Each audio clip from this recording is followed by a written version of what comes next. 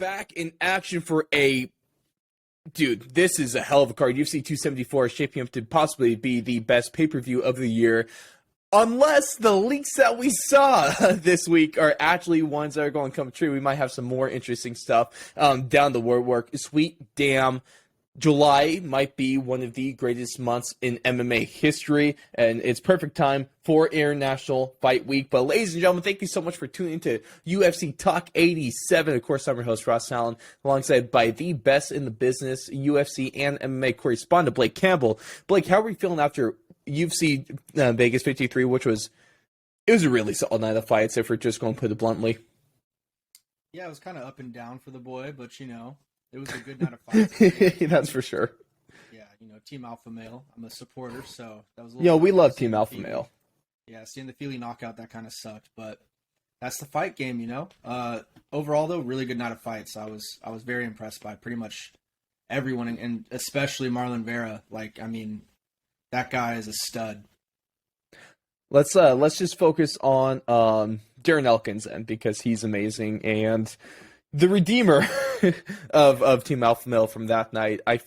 Dude, Darren Elkins, there is never a bad time with him. He's amazing. I'm saying, man, anytime he's coming up, he's pretty much a locked on, banger. I think we gotta give out those awards. Maybe Blake, just lifetime a fighter that is a certified banger, not the fight, but the fighter. I think there's a few guys we might be able to start naming soon. Oh yeah, easily, man.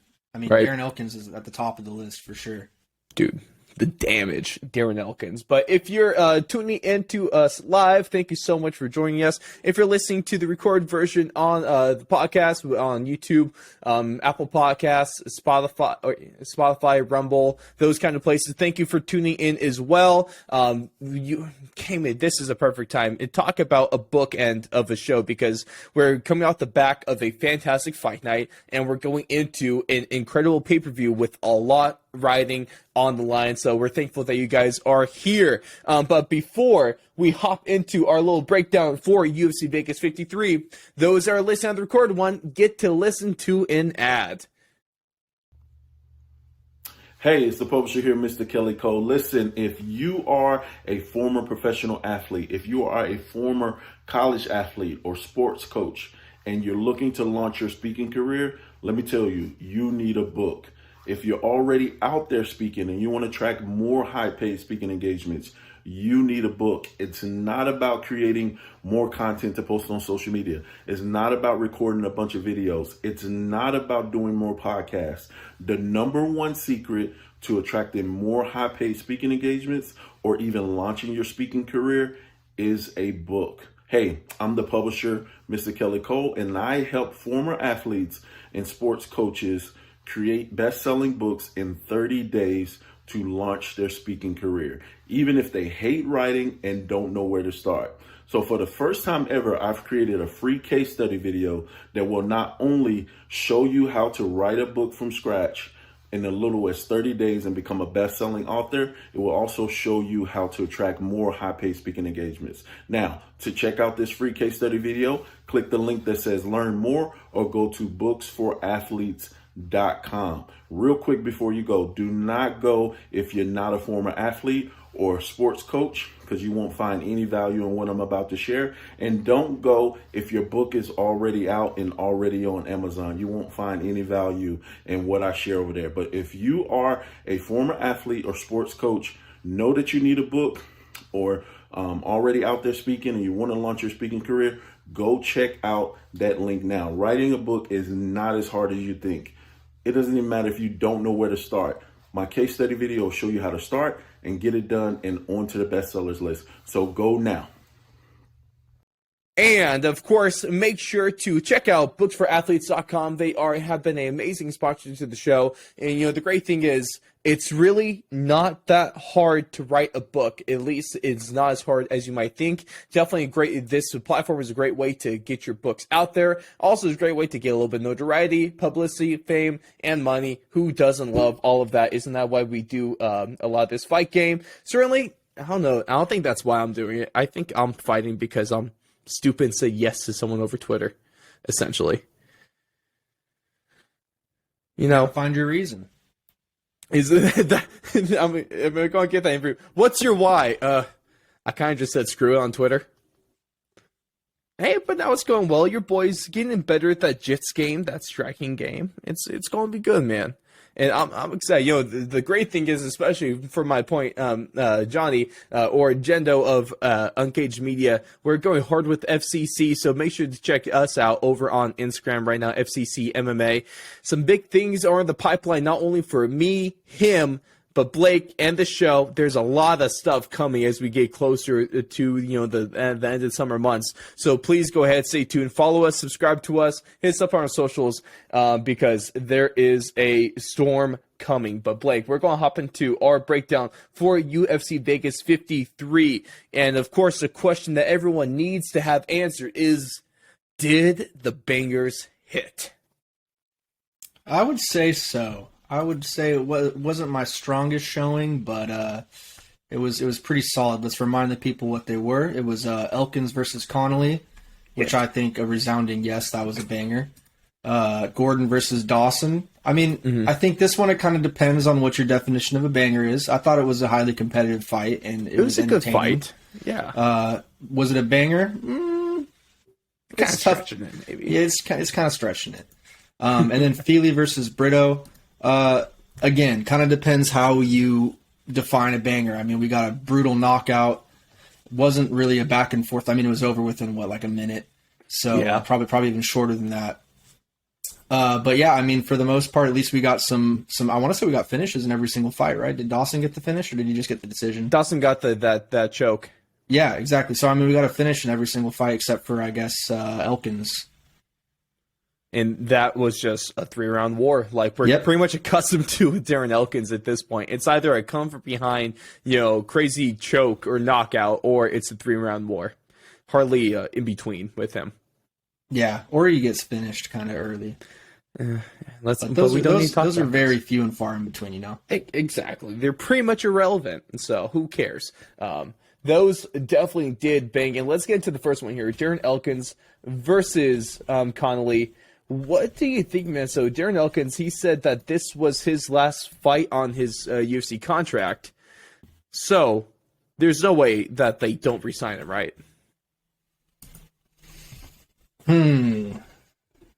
Right. I think he still has something left to give. It's tough to say, though. I mean, I guess without knowing what the numbers are and kind of like what UFC values him as. But yeah, I think he's a solid fighter. I mean, he's going to be a good challenge for the guys that are up and coming, and he can still possibly, I don't know if he can make a championship run, but he could definitely make a top 10 run again, I think. And you really? I think so. If he gets the right matchups and gets the right, wins on his record, then he could be right back up there. I mean, he's still showing that he's got the skills to compete. Feels like Andrei Arlovsky, man. This guy just, doesn't lose that often. He's a juggernaut, dude. He's been doing this for a while. Yeah. It's incredible. I love him. I can't really stress that enough. Anytime there's a fight week with Darren Elkins, it's going to be a really good week. The next one, too, is one I really want to hone in here with between Flash Gordon and Grant Dawson, because Grant Dawson has been on my radar for a while now. He's been a guy that I think deserves a lot more respect than he's being given, and he definitely made that obvious with his post-fight interview in the cage, and then also in front of the cameras backstage as well. He's been a hot prospect for a while now. Like he said, he hasn't lost since Obama was president, and he has a lot of technique and skill here. He shows some high-level stuff. He doesn't do, I wouldn't say necessarily anything from him, like really jumps off the page compared to the rest of the lightweight division, but he is he's just a really, really solid prospect, and I think he's going to break into the top 15 and top 10 very soon. Are you as high on him as I am? I definitely think he can be a top 15 fighter. I don't know how high he's going to go. I still think we got to see, some higher-level matchups with him, but yeah, I mean, he just finds a way to win. I mean, the proof is in the pudding. He hasn't, like he said, lost since Obama was in office. So that's kind of a long time now at this point. It's getting to be. We're getting old, are we? You more than me, at least. Yeah, just by a few years, though. You're not too far behind. No, but what do you think for Grant Dawson? Should he get a top 15 fight? And is his next opponent? I think so. Give him a fringe top 15 opponent and see what he can do. See if he keeps the win streak going, and if he does, then you got a guy on a nice hot streak. What do you think about what's his ceiling? Can you see him at the top 10 of the lightweight division? Can you see him at the top 5 of the lightweight division eventually? Definitely top 15. Top 15. Okay. Top 10, it's like I need to see one or two more matchups before I truly am a believer. And in those matchups, I'm sure he's going to be, proving me either right or wrong. And right now, I kind of see him as like you said, nothing special, but very solid all around. He's got great ground game, sufficient striking, and just finds a way to win. So absolutely. I want to see how does he go up against the upper level guys, the guys that do have something super special that jumps off the page right away. How is he gonna take their best tools away from him, and then implement his game plan and get his win? The thing is too, especially Jared Gordon is not a bad fighter. He's another one of those really solid prospects coming up in that lightweight division. So this was a pretty damn good win for Grant Dawson because Jared had his moments. I definitely don't want to discredit him, but this was Grant's fight from pretty much start to finish. Yeah, I mean, like you said, Gordon was definitely not a slouch. So it's a very impressive win, but still, I need to see something a little bit more higher level just to see what is this guy's ceiling. Like, how good is this guy? And now the last one is probably the one that hurts you the most to talk about, and that is going to be Andre Touchy-Feely against Anderson Brito, because this was an interesting one for Feely because it's been a while since he was in the UFC octagon. He's always been that fringe top 15 kind of fighter as well. He almost win one, lose one, but also he looked great in losses, and he's mostly put on competitive fights. This one definitely was that. Are we going to attribute it to ring rust? Or are we going to call that thing? Or because Feely he did have time to get going, and in the time he had, he definitely didn't look like the Andre Feely we typically know. Yeah, I mean, I don't know if it was ring rust because I think I don't know, Dom Cruz went on a big rant about that back in the day. Which rant? Where he basically just said it's like not real, No, I know. But Dom Cruz has a rant a day.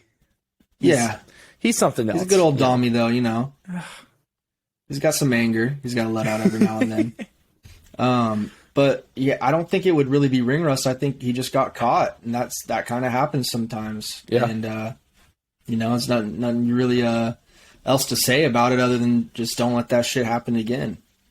That's fair enough. Are we going to take away? Do we have like a takeaway from this when it comes to Andre Feely's future? Because he's a guy we obviously both you and I are fans of and want to go for. Is he maybe hitting a wall at this point? Can he take his UFC career that much further? I think he could. I think he just needs to, get back on the horse and start grinding again. Like I don't think this really knocked him back any. I think it just kind of keeps him where he's at, which is outside looking in on the top 15, which sucks. But he's just got to, get that next matchup and kind of, they only remember you for your, latest fight. Like, what have you done for me lately? So yep. As long as he goes out there in his next performance and puts on a show, gets another win, then he'll be good. Not worried about him. He's got Uriah Faber backing him, so he's going to be fine. Hey, nothing like good old Butchin. That guy is a legend. And I'm jealous. My head coach from my camp, he was his daughter is essentially just a freaking stud when it comes to wrestling. So she was in this huge national tournament where in Vegas where he was able to meet Daniel Cormier, Dominic Cruz, and Uriah Faber. Just a few of those guys. Jeez. That's crazy. Talk about some talent in that room. Yeah. Right? I wonder, I'm hoping a little bit of, I shook his hand, and after he shook DC's hand, so you think I might be able to get, like, a little bit of wrestling on like, skill on me just from, third, fourth hand? I don't know if it works like that. No, it might be too hopeful. Yeah, just a little bit. It's funny. Apparently, Dom Cruz has a little bit that he could be shown. Yeah? Yeah, when it comes to not just the way some of his wrestling is. Obviously his footwork's good, but, Coach was saying that there's a little bit that he could be shown. So I thought that was super interesting. He's definitely quite the personality when it comes to his talking on air. Him and Bisping, bro. Him and Bisping are the funniest duo. Yeah, they have quite the back and forth. I love them. I love them so much. I think we get the ultimate trio this week between DC, John Anik, and Joe Rogan. So that's quite the. Is that the ultimate trio? What do you think's the ultimate trio? I'm not really a big DC fan at this point on his commentary. Ooh. Would you put Bisping over him? I would definitely put Bisping over him. I'd put Felder over him at this point. Wow. Why is he kicking the slide? I don't know, man. I just feel like he kind of got punked last year by Dom Cruz, and when he kind of got called out for not doing any research or that was really fun. looking into anything, and just like didn't even really deny it. I mean, I guess he kind of did, but he's like, no, I mean, you're kind of right. I'm too busy, blah, blah, blah, blah, blah. But I mean, I don't know. I feel like ultimate trio right now, what would it be? if I could have a trio, that would be my A team. It'd be probably Bisping, Rogan, and Anik. Bisping, Rogan, Anik. Is this sacrilege to say I'm not sure if I really think Joe Rogan's amazing on the mic anymore? Well, I think Joe Rogan's in the spot where, and this is what he already kind of does, when it comes to fight nights, I love Joe Rogan, not necessarily for what he brings to the commentary when it comes to, fight analysis, but just emotion and reaction. He really gets you invested. So I think that's kind of his main thing now, not downplaying him. He's the color personality. Exactly. It's just that, most of the guys they bring on are way better at breaking down the fight than he is. I mean, that's to be expected, though, I guess. Exactly. I mean, you got former champions coming on with you. Yeah. All of them. Dom Cruz, Michael Bisping, DC, all former champs, yeah. They know what they're talking about, that's for sure. I would say Bisping, Anik. I guess it'd probably be Bisping, Anik, Rogan. But I'm not as hateful on DC as you are. I almost like a Bisping, DC, Anik commentary crew. Yeah, I just don't like DC and Rogan together. You don't like the bromance? I just don't. I don't know. But the memes that they've made, you hating on the memes? I don't know. I just don't really like it. I feel like we're all entitled to our opinion. No, you are. I'm definitely not. It's tough to explain. It's just a personal. It's a gut feeling. Don't really enjoy it. You gotta trust the gut. I totally understand you right there, man. Each your own. Of course, let us know what you guys think. If you can choose one trio, what would it be? And also, are you with Blake when it comes to DC? Has he taken a bit of a slide? Because I think a lot of people are kind of in your same boat, Blake. So I wouldn't be too surprised ultimately. But let's talk about another thing here from UFC Vegas 53, and that is that the man that just will not stop winning, apparently, Andrei Arlovski. He, with his tying a UFC record most wins in the UFC octagon at 23, tied there with Jim Miller and Donald Cerrone, who looks to stand alone after UFC 274. Man, nothing against Joe Lozano, but I really hope that Cerrone pulls this off. But what do you think of Andrei Arlovski? I think he's like 4-1 in his last 5. He's a fringe top 15 guy, and I think they've really found his way because they're not. The last few fights haven't really fed him to, like a gatekeeper role like he was for a little bit. He's been giving him actually more level competition, I guess, if you want to say it like that. But what Andrei Arlovski, he hasn't rolled out a title, one more title run. I think I might. No offense to him, but what do you think we're getting from him, and where should he stand a little bit higher in the all-time UFC heavyweight rankings than where he might be right now? I don't think. I think where he stands is kind of fair. Because, I mean, he just hasn't really beat the best consistently. He's had some really good wins here and there, and yeah, now he's on a good streak right now up against up-and-comers and contenders, but he hasn't done anything like a Stipe or a Francis. Yeah. Or even definitely. a DC. Like, DC came in here and beat some ass for a little bit, too.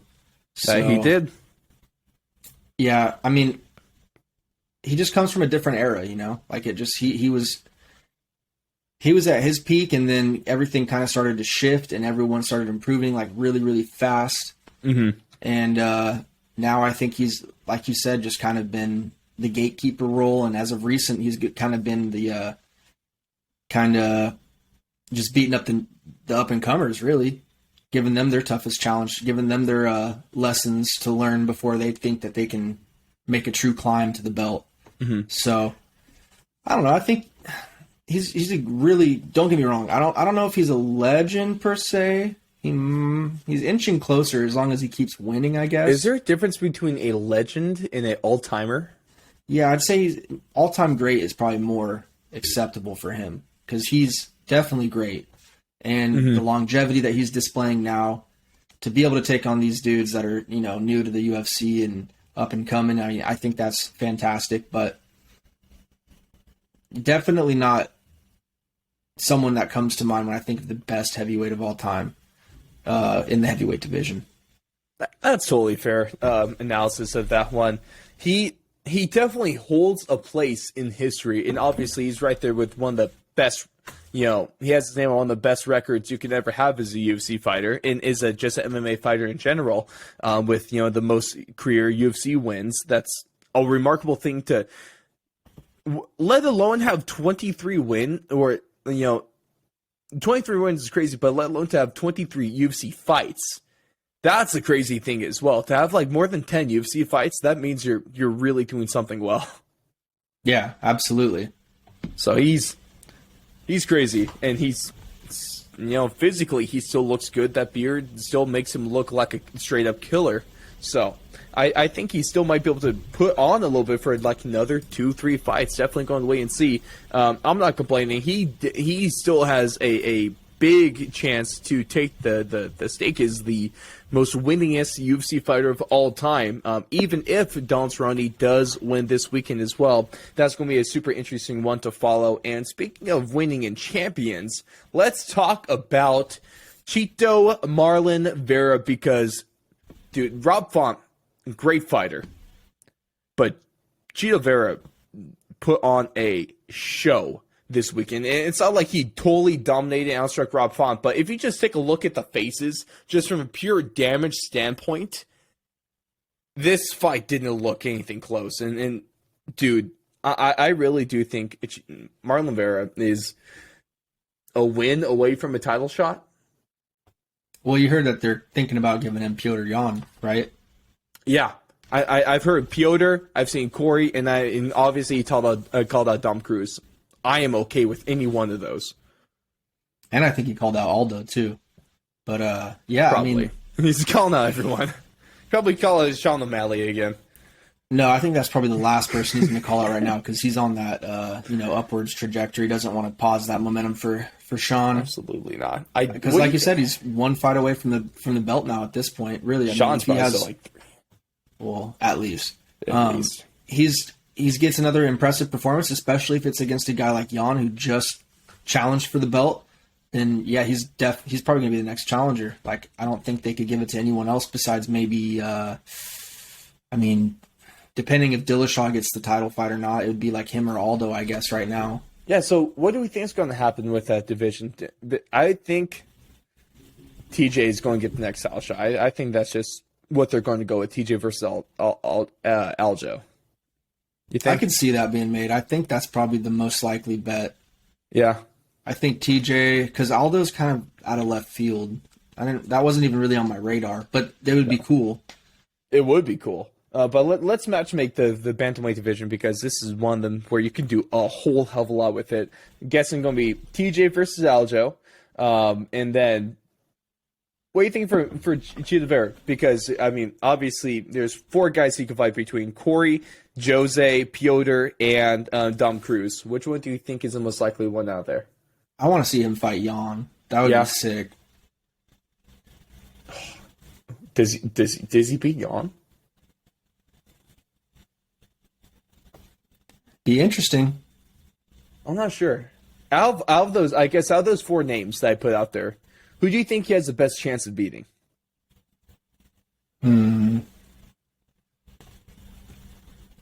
I think probably Dom Cruz. I could probably see him beating Dom Cruz. But because I just think Corey's length would give him trouble, and then Jan is just a tank. So Jan's a freaking psychopath, is what he is. I just think that would be like the most fun matchup out of all of those would be Jan and Vera, and then you could even put Cruz and Sandhagen against each other, or Cruz and Aldo would be really sweet too, because that's like Aldo and Sandhagen. I would rather see Cruz and Aldo personally, just The because history behind the history. that would be, yes, I 100% agree with you. I guess, does that leave Jose out? You know, just kind of hang out. Well, I guess Merab, he actually has a fight announcement coming up soon. Could we see Merab and Jose Aldo? Potentially. Merab and Jan or someone, yeah. Merab and Sandhagen? Doesn't really get me going. Not as much as the other ones. Dude, that Merab fight announcement, I can't wait, because that's definitely going to help clear up some of the stuff here. There's only so many fights you can make. Merab's sitting there at number 6, and he's probably going... Merab, probably a couple fights away from a title shot in his own right. So he's doing well. Yeah, I'd say 2. Man, the bantamweight division is a lot of fun. Top three best division in the UFC right now? In terms of competition? I'd say top 2, yeah. Top two. Them in featherweight? Lightweight? I would say probably lightweight. Lightweight. But it's tough, though. It's like lightweight and featherweight are very close, too. Yes, 35, 45, 55 are all right there. And it looks almost like the heavyweight division's getting like stacked again as well, with Tom Aspinall totally coming to the title picture. Yeah, and Tuivasa blossoming, and still got Derek Lewis hanging around. Tuivasa gone, Cyril bro. gone. You got just so many dudes right now. John Jones switched over. We'll see how he does. Stipe Miocic has been out of the ring or the octagon for so long, but he's still there. Francis Ngannou, the champion, didn't even name yet. Like, yeah, dude.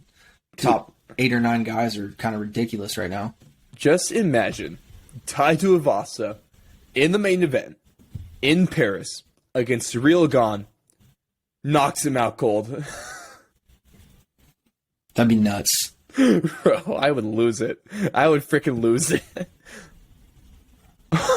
Yeah, that would be crazy. The UFC would never be able to have an event in Paris again, would they? That'd just be Bellator's territory. Yeah, that'd be rough for the French, but for everyone else, it'd be a good time. Oh yeah, I think everyone would be rooting. Unless you're French, you're probably rooting for Tai Tuivasa. Even if you're French, there still might be a chance of rooting for Tai Tuivasa. He's just a bro. He's amazing. I want to see him do a shoot in front of that crowd. That would make it. And then Tom Aspinall versus Curtis Blades is definitely one of the new interesting fights that's come about. I probably would have much rather seen Aspinall versus Tuivasa and Gane versus Blades. I guess in terms of styles. I'm not sure if I like the challenger or like the lower ranked guy in either of those fights, to be honest. Is Aspinall going against Blades? Yeah, Aspinall right. and Blades. That's in the main event of UFC London on July 23rd. Mm-hmm. So I don't know. I think that was kind of expected, though. You rarely see the top prospects getting pitted against each other. They kind of want to save those young guns. we're still going to call Tuivasa a prospect. I mean, prospect for the title now. Like, he's been a prospect. He just recently got, he moved like 8 spots after that Derek Lewis win. So, yeah. I think so. He wasn't really on the radar until then.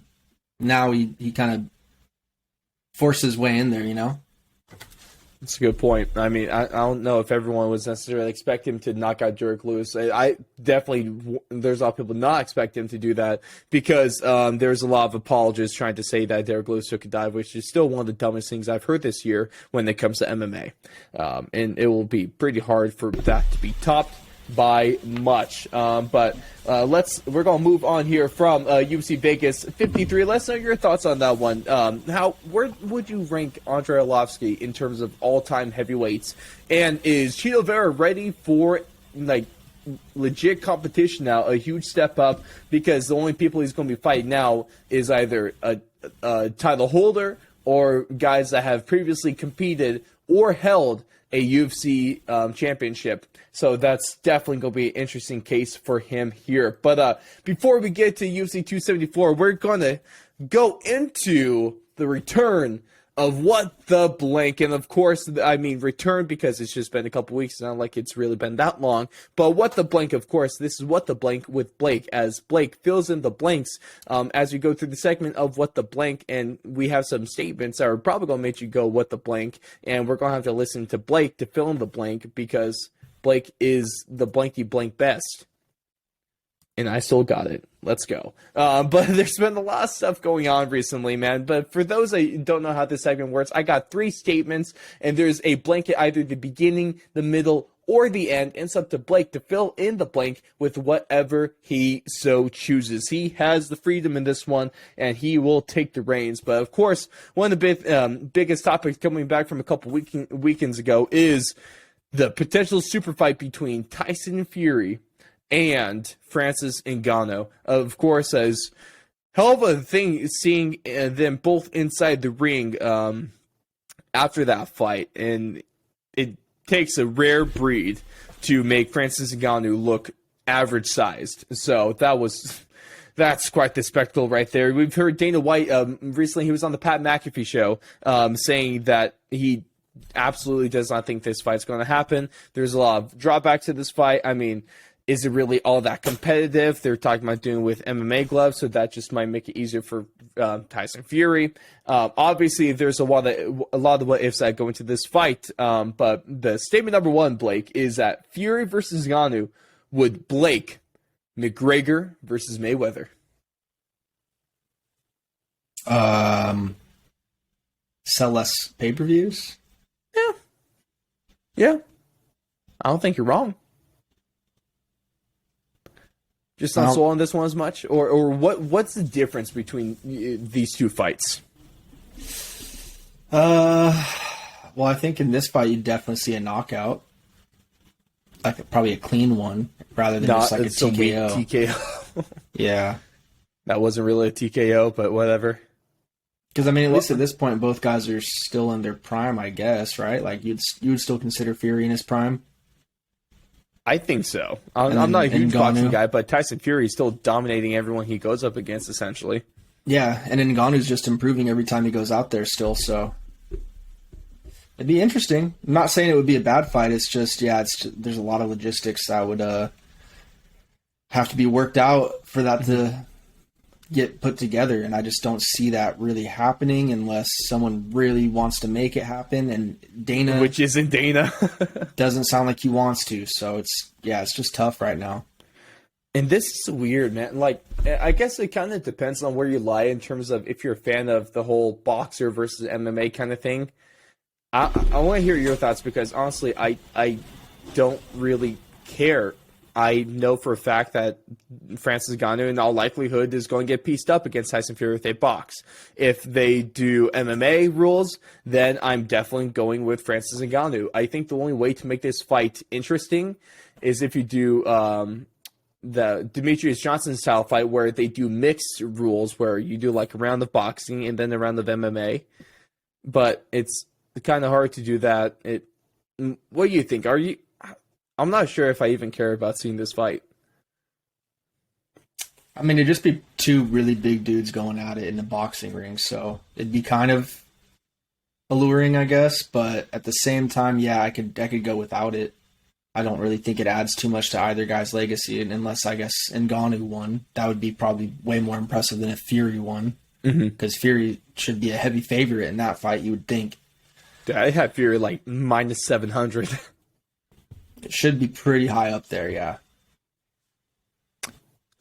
It's a weird fad. It's a weird fad that's going on here. And dude, what do you think, man? Did McGregor and Mayweather kind of ruin things with this whole boxer versus MMA guy?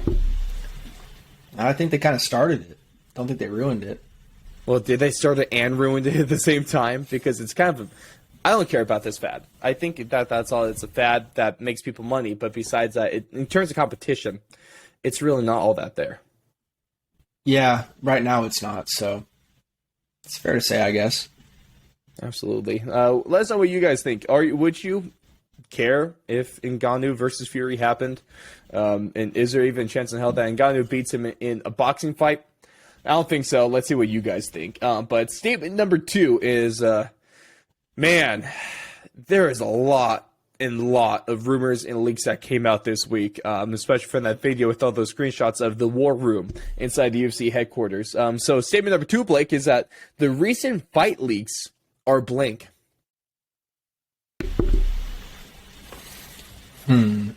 I think they're all pretty spot on. Like I liked all the matchmaking.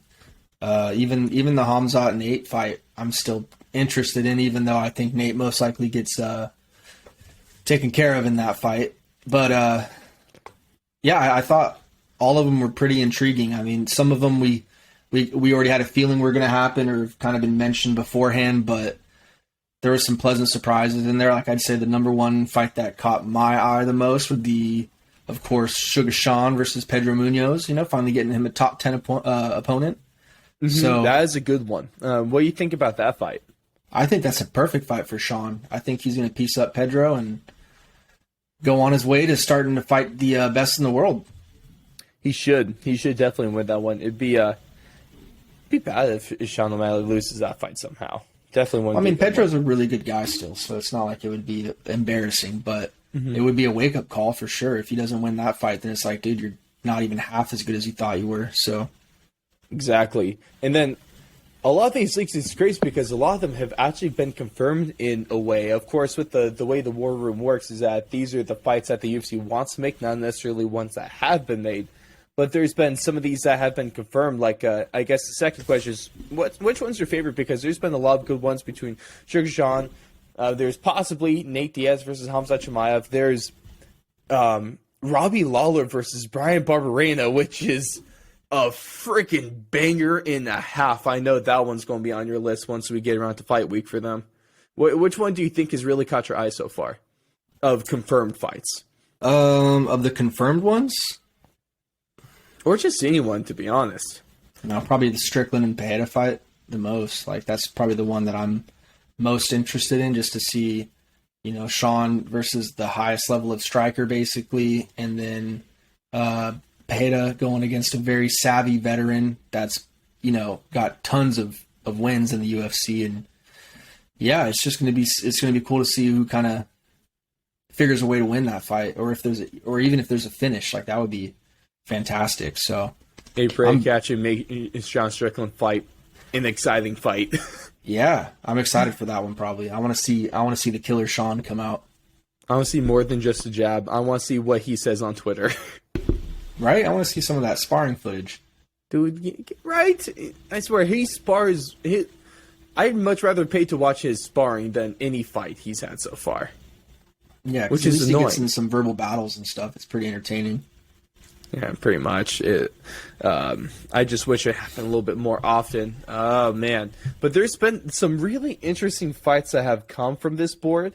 I guess some of the ones most notably have been, you know, Israel Adesanya versus Jared Cannonier, John Jones versus Stipe Miocic, taking place in July, presumably for UFC 276. And I guess that one is probably the least amount, you know, has the least chance of happening because of what we've been talking about is having to push it back to September. John Jones has said that he'll wait for Stipe until then. Obviously, Khamzat Chimaev versus Nate Diaz is going to sell a lot of money, and that's probably the ones where you have to do a 25-minute co-main, non-title co-main. Yeah, I would imagine either that or a main event for I don't know. Depends if you want them on a fight night or on a pay-per-view. That has to be a pay-per-view. Ain't no way Hamza Chimaev is probably going to go the rest of his career on pay-per-views the way he's looking, which is insane. But Derek Lewis versus Pavlovich, that one is actually confirmed, I believe. We have stuff like Ankalaev versus Smith, which is also, I think it's confirmed. So I have a lot of these fights that have been proposed. A lot of them have been confirmed. Paddy Pimble versus Izatar. That's a step up in competition for Paddy for sure. So that'll be an interesting one to see if he. I believe that one is confirmed as well for UFC London. So easily the best opponent that Paddy's faced so far. Do you think he's in danger here? I mean, he's always in danger. He's in a fist fight, but we'll see. Thanks. Especially the way he holds his chin too. Yeah. I definitely think he needs to be a little more on point in this fight. He's not going to be able to get away with the same kind of mistakes he's been making in his first two fights. So he's going to have to really clean up that technique, hopefully, and we'll see if he can get another finish. Man, let's see if he could tear the roof off that stadium again, because done it once. I'm hoping Marlon McCann gets put on that card. Yeah, that'd be cool. Yeah, with Tom Aspinall already main eventing there, we know that that Allen won't be on that card because he, I forget what it was, but he had just something going on that night, so he was like, nah, can't make it. I respect it. It's a pretty badass move. I'll take that. But segment number 3, and this kind of gets us closer to the way we're going to kind of break down the last bit of the show here with UFC 274. But blank is the most important fight at UFC 274. Not necessarily the best, not the biggest, but the most important fight at UFC 274. I'd say Namajunas and Esparza. I like that pick. Just a lot on the line in terms of legacy for Rose, and then also for Esparza as well. I kind of come in full circle. She gets that new belt. She was the inaugural champion, beating Rose. So I mean, there's just a lot of history behind this fight, and a lot of history to be made with this fight. Either way it goes. So I'm very intrigued in the outcome of that fight. Like I'm going to be paying very close attention when that fight's on. Absolutely. That's a really curious one. This is one of those fights where, I mean, we could just kind of get to our UFC 274 preview now. Is Esparza versus Rose.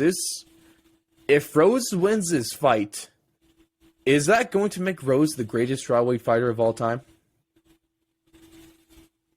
She's kind of I'd say so. I mean, she's beat Andrade. She just won't have the title defenses that She's beat Joanna Jan had, twice. Beat all of them. She's beat Joanna twice. She will beat Esparza if she wins this weekend, who's another ex-champion. Mm-hmm. So that would be her fourth champion in this division. She would have beat every single champion in this division so far. Yep. So yeah, I mean, I think unquestionably, undoubtedly, she would be the greatest of all time in this division. 100%. Not even a debate. I guess if she loses, it's still Joanna Jędrzejczyk's title at this point. It's still tough because it's I don't know. I still think I put Rose above. In my opinion, she's already been the GOAT. With so that this second, just going to solidify her. Yeah, with that second Jan win, that just solidified it for me. I was like, yeah, this is the best girl of this era for sure, by far. But if she beats Esparza, then that's just going to put her in another level above the rest. Mm-hmm. If she loses to Esparza, it's like, dang, okay, there's some legitimate questions about her reign and her abilities and her ceiling and all that in terms of overall technique and ability. But if she wins, man, she's special, and I mean, I already think she is, but she's super, super special, bro. I think one of her greatest abilities is been able to beat the woman that she's previously lost to. She's avenged essentially every loss, and this is really the last question mark we have on her career coming up at UFC 274. So that's a crazy thing to think about. Not a lot of fighters even get the chance to kind of get revenge to avenge their losses, let alone to avenge all their losses while doing it while defending titles. It's kind of insane the position Rose is in, and it's hard not to. I definitely gonna be one. We're gonna be rooting for Rose. Hopefully, Esparza's pushed off marriage can make up for a potential title loss here. But man, the Thug Rose, man, she's amazing. Dude, this is just a fun card. From the early prelims, shout out to Andre Fiallo taking a short notice fight just 2 weeks after taking on Miguel Baeza. That's a big one right there. We have some longtime UFC heavyweights on this card. We have a really... Don't forget about Tracy Cortez for all the simps out there. I think I was trying to skip out with the Sims, but yes, Tracy Cortez. And we also got Lupita Godinez. Oh, the woman that I think this is like her fourth fight in like the last 210 days or something like that. Yeah. So that's ridiculous. I like Tyson versus Norma Dumont. I think that's a really good featherweight. Was Jasmine's last fight weird, or am I thinking wrong? Yeah, it was weird. It was that Raquel Pennington fight. That's right. Yeah. And then she was supposed to fight Aspen Ladd twice, but then that's when Aspen was kind of going through it. Yeah, that was not the great Aspen Ladd that we all know and love. I really like the flyweight fight between Brendan Royval and Christopher Schnell. I think that's going to be really good. Royval is super fun. And that Schnell fight can bring the heat. Hasn't Schnell been kind of like pulling out of his last couple fights? He might have been. I know. So the one of them, the dude canceled, this right? This year was canceled. And then, three. That's right. That was the curse fight. Him and Alex Perez canceled 3 times in a row between September, December, and February. So, hey, we get a fight now from Schnell. So good for him. Yeah. Hopefully this one goes smooth for him, because that's got to be super annoying. Yeah, that has to be some of the most irritating stuff in the world. I can't imagine. But the prelims still look great. Francisco Trinaldo and Danny Roberts is probably going to be a good fight there. I like Chaos Williams in the main event of the prelims. Then, of course, I mean, dude, this main card, so between a legend and Shogun, who in Don Cerrone and Joe Lozano, and Dana White's pretty much already said the loser leaves town. And honestly, the winner should also leave town as well. Probably. It might be best for either of them. We have some ridiculous bangers. We have legacies on the line in the title fights as well. So that's going to lead us perfectly into Blake's bangers for UFC 274. Blake, what are the 3 fights that we absolutely cannot afford to miss that are just guaranteed to hit? First and foremost, we got, you already mentioned them, but on the prelims, the main event slot of the prelims, as we like to refer to it as. Absolutely. We got Randy Brown versus Chaos Williams. And Chaos Williams, I think this guy's another one that we could possibly put up in there of the Banger Hall of Fame. Because that's all he does. He just puts on bangers. He doesn't have the legacy necessarily that Elkins does, but he's a proven commodity. Yeah. Next, we'll have, let me see, I have to remind myself of this card. I think it's Donald Cerrone versus Joe Lozano. Do you think this is a banger? I think this is going to be a banger. Dude, okay. This has everything riding on the line. Donald Cerrone's kid is going to be front row. He's going to have all those emotions, and that's going to go one of 2 ways. It's either going to really help him or really hurt him. We'll see how it goes. But also, I mean, both guys, their careers are on the line. Dana White basically said it. Yeah. You don't win this fight, you're getting cut. So these guys are going to be leaving it all out there, and I just have a good feeling about this fight. I think they're 2 similarly skilled guys. I think Cerrone might be able to pull off a really good win here, but we'll see, because Lozano is just one of those guys that's just always been around, always been a guy that's found a way to stay around and just get quality wins. Yes. So I'm looking forward to that fight. People can talk crap all they want, but I'm genuinely looking forward to that fight. And then lastly, for the featured banger of the week, we got to put the boogeyman up there. Dude. How can we? We got to do Michael Chandler versus Tony Ferguson. Absolutely. That's going to be crazy. I hate that one of them has to lose, though. Oh, my gosh. Sucks. I've been thinking about that like the whole time, ever since it's been announced. It's their 3rd consecutive fight. Yeah. In all likelihood. Of course, they can somehow draw, but Yeah, or no contest, God forbid. Oh, I'd much rather a draw. At least a draw would probably be a hell of a fight. Yeah. But, I mean, I have a good feeling about this fight too. I think Tony hopefully has got it all sorted out. Yeah. With his, just with his regimen and hopefully his mentality. And then with Chandler, it's like, dude, you gotta stick to your game plan. You gotta stick to your game plan, man. And like whatever your game plan is, don't try to go out there and please the crowd. Just go out there and try to get the win. Because that's what he was doing. I think he's even come out and admitted. No, he said that against Gaethje. I want to say on the countdown, he even admitted it. He just was out there trying to please the crowd a little bit too much. You got to just go in there and fight your fight. Don't worry about what anyone else is thinking. Just take care of your family. I like his odds. If he goes out there and fights that fight, one of the last two people you want to get into war with is Justin Gaethje and Tony Ferguson. That's just not great. If he's able to be a little bit more technical with Tony, especially the way we've seen Tony on the feet the last couple fights, this should be a win for Chandler. I think the closer we get to fight night, when fight was first announced, I was like, oh no, Tony's going to die. Much to the chagrin of Chris. Shout out to him with Unmatched MMA. But the closer we get to fight night, I like his odds more. I don't know why. It just is. Maybe it's just because he's El Kukui. Am I off? Am I off on this? No, I mean, I think he's always going to have that aura about him, that kind of just mysterious, unpredictable nature. But hopefully he still has the durability to match all the, shenanigans he tries to pull fight week and even in the octagon. Hopefully he still has that potent chin. And really, hopefully he can get some offense going this time, because I feel like it's been a couple fights now since we've seen some really effective offense from Tony. I think I forget if where exactly what this stat was. I think it might have been like MMA Stats over on Twitter. They run a great account.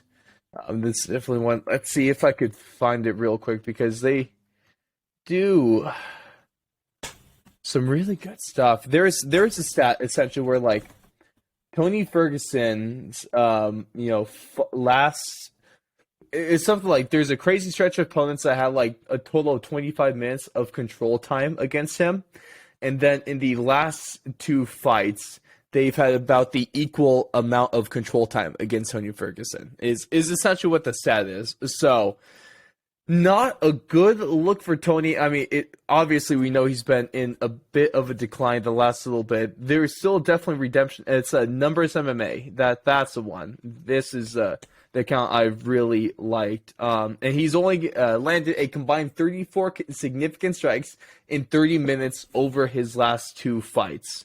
Another one that is not great right there, and the stat I was referring to is Tony Ferguson's opponent scored a combined 24 minutes and 31 seconds of control time across his first 17 UFC fights. And Tony Ferguson's opponents have a combined 23 minutes and 54 seconds of control time over his last two fights. Once, of course, this is by @numbers MMA or MMA by the numbers. I love their account. They do really good stuff there. If you're anything, the numbers don't lie, and they spell disaster for Samoa Joe over at SummerSlam. If you are my Scott Steiner fans, shout out to you guys. But this is not great. It would be a tough task for Michael Chandler to knock out Tony Ferguson, just because, that doesn't happen. But if that does somehow happen, that will be a great sign for Tony. At least he's lasted his last two fights. Barely. And against Justin Gaethje, he is a standing KO, so he didn't necessarily get put out cold, so you still might be able to hold something there. But it's tough, man. It's really tough. How do you think this fight goes? Predictions. Am I just going through the main card now, or? Let's go. We'll save our full ones for posting a little bit later in the week. But last three fights: Ferguson, Chandler, then the two title fights. I'm going Chandler, Namajunas, and Oliveira. Oliveira. And so I'm going Chandler just because I think... Picking all the favorites? What, you pulling the Jalen? No. Jalen needs to, I think he needs to come on air and make his picks if he wants it to count. Hey, It's good. I'm actually champion for once going into the pay-per-view. It's been so long. Because of a coin toss, or we picked a number from 1 to 10 or some shit. Yeah. Yeah. Okay. From 1 to 100 is a little more fair. Yeah. So good job. Man.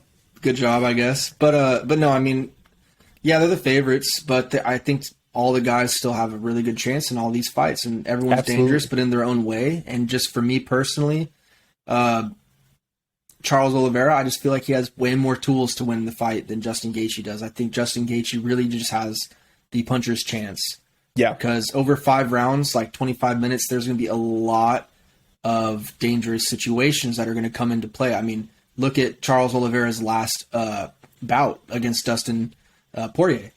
He didn't even have to get Dustin Poirier to the ground. He just had to, get him up against the fence, and that's when he did his monkey maneuvers and got on his back and started choking his ass out. So, I mean, it's really not even to keep your distance and don't let him take you to the ground deal. It's you got to for real keep your distance. Don't even let him pin you up against the cage, because once he gets some type of grip on you, he's going to find out a way to get on your back, and then you're screwed.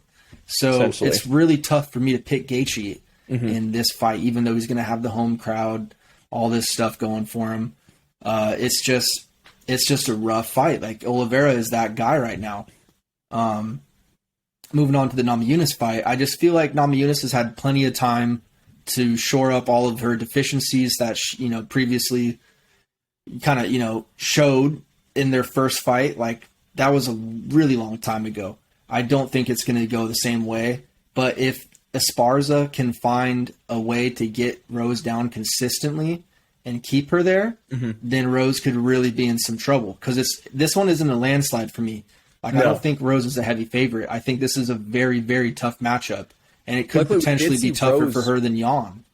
We did see, I would say on the feet, Jan's definitely the harder opponent. On the ground, I'm giving to Esparza. But Jan is no slouch when it comes to the ground game. And Rose is able to handle herself fairly well against her. So this is going to be like, if Esparza can implement her game plan, she has a great chance. But yep, she definitely does. What about you? What are your predictions? Chandler. I like Chandler. I'm fearing knockout, but I think this is just another scrap that goes the distance. Esparza is going to get finished by Thug Rose. And I guess here, we'll implement this just so we can be 100% sure for the future, Blake. Ultimate tiebreaker. How about main event? We pick a round and way that the fight ends. I feel like that's a good way to do it.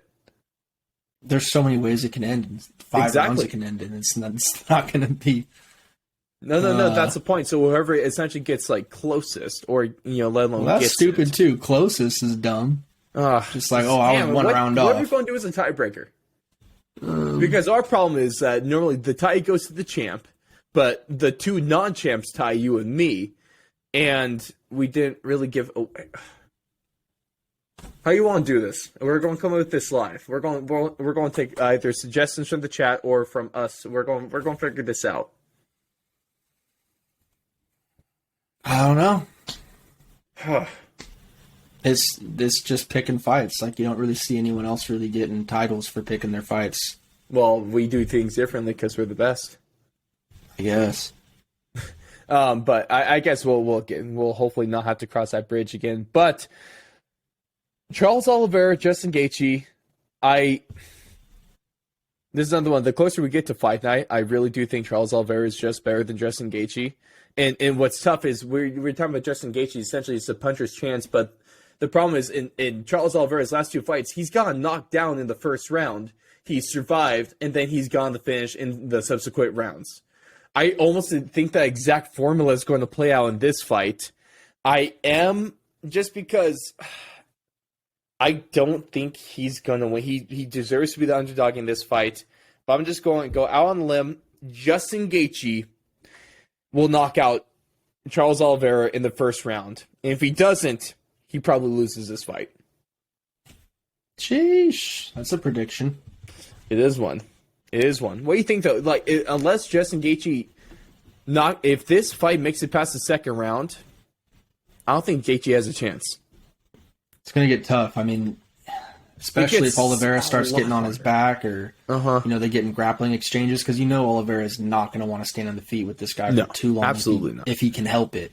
Bro, it's tough, especially if you've actually sparred and rolled for a 5-minute round. There is so much That's that forever. can happen in 5 minutes is a long time. It's a long time, especially when you're trying to fight off submissions. It's horrible. Yeah, and submissions from everywhere. It's not like he's just a rear naked choke guy. No. He can get you in an ankle lock. He can get you in leg locks. He can get you the in most knee submissions bars, you've seen arm history for a reason. bars, 15. triangles, anything. Mine only has 11. Yeah, so, and another thing, too, on the feet, he has kicks. He's a long, lanky guy, so he can use his range. Dustin and Michael Chandler, too. Knocked Michael Chandler out. So he's just got so many tools, man. It's really tough for me to pick against this guy. Really, the only thing that was a knock against him before was just kind of he would quit, I guess people would say. And I kind of saw that too, false narrative. back in the day. Nowadays, though. But nowadays, that guy is completely gone. Even Trevor Whitman in the countdown was saying that. It's that guy is nowhere to be found. He has completely solved that issue.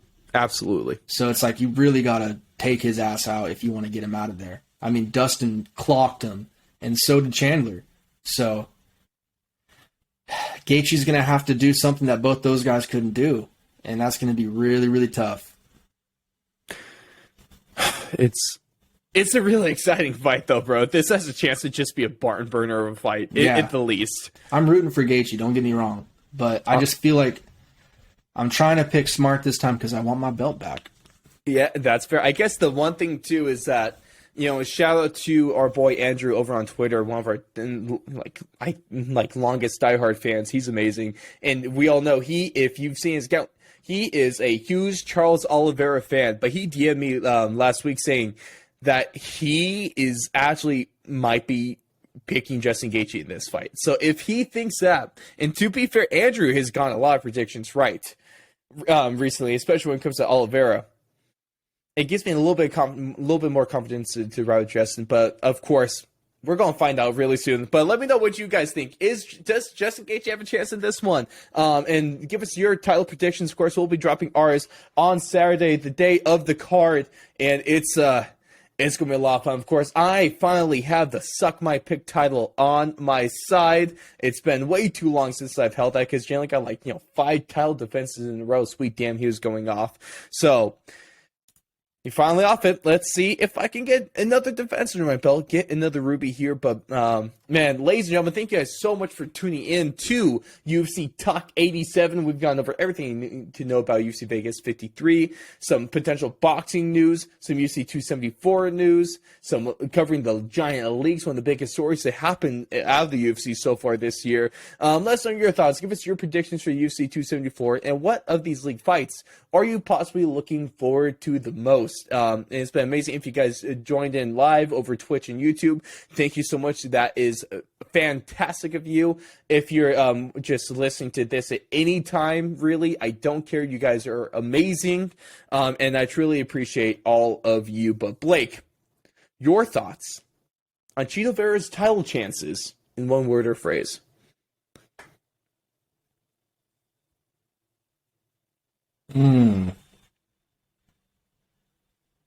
It's coming together. It's coming together. Ladies and gentlemen, it's all coming together, especially some really fun news on the MMA side of things, Fourth Long FCC, and a new MMA media company that's going to be coming to fruition very, very soon. Stay tuned, subscribe, like, follow us everywhere, and we'll see you after a banger of a card of UFC 274.